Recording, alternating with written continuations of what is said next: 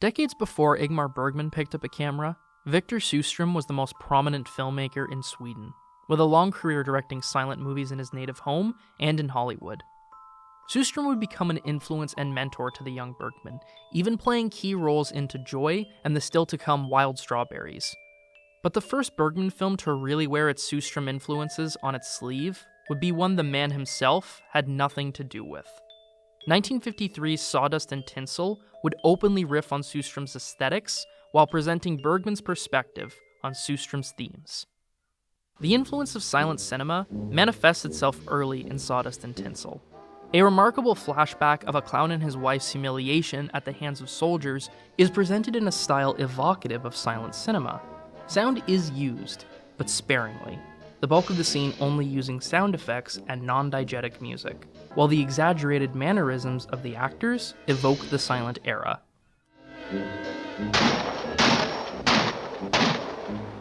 With its montage editing and emphasis on cannons, the scene is reminiscent of Sergei Eisenstein and Battleship Potemkin in particular.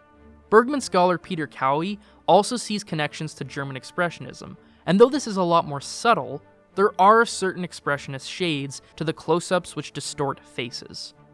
Despite the foreign influences, the underlying basis is undeniably Sjöström. The story of a clown humiliated and mocked by the masses draws overtly on the narrative and visuals in Sjöström's He Who Gets Slapped. Though very different in the details, both stories revolve around sexual humiliation and the diffusion of agency through mockery. This influence stretches beyond the silent sequence and into the greater narrative of Sawdust and Tinsel. Like He Who Gets Slapped, Bergman uses a circus troupe to explore failing human relationships and broken people, as stories of love and betrayal play out. And it is this interest in failing relationships that reveals the film's other major Sjöström reference point, the Phantom Carriage. Sjöström's most iconic film and a favorite of Bergman, The Phantom Carriage's central theme is the failure of a romantic relationship, a thread Bergman picks up on, but in a very different way.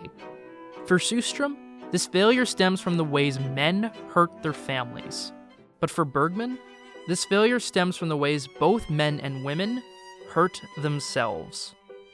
The heart of Sawdust and Tinsel is the affair between an older, married man named Albert and his much younger mistress, Anne. Early scenes suggest a story of how Albert hurts the women in his life. But upon finally meeting his estranged wife, Agda, it's clear that Agda has in fact been happier since Albert left.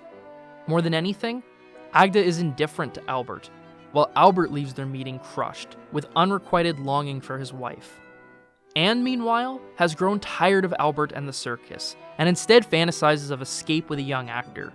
He, however, uses Anne for sex, and swiftly abandons her. When Albert and Anne finally face each other after their efforts to escape, their discontent comes to light, and the scene turns violent. This too reflects Sjöström and the Phantom Carriage, but in that film, such violence gives way to the husband repenting for his sins, and the couple reconciling. Indeed, forgiveness and redemption are core themes in Sjöström's work, and Albert too seeks to redeem himself for Anne. But in Bergman's world, such efforts only result in a brutal and crushing beatdown. And though Albert and Anne also reconcile by the end of Sawdust and Tinsel, the mood is far more distressing. There is enough ambiguity that you could read this ending hopefully, but based on what we've seen of their relationship and their failed efforts to escape, the more likely reality is Albert and Anne only stay together because they have nowhere else to go. This ending is evocative of Sjöström's The Outlaw and His Wife, in which the central couple, rejected and besieged by the world, freeze to death in the Icelandic snow. And though still alive, Albert and Anne remain similarly frozen.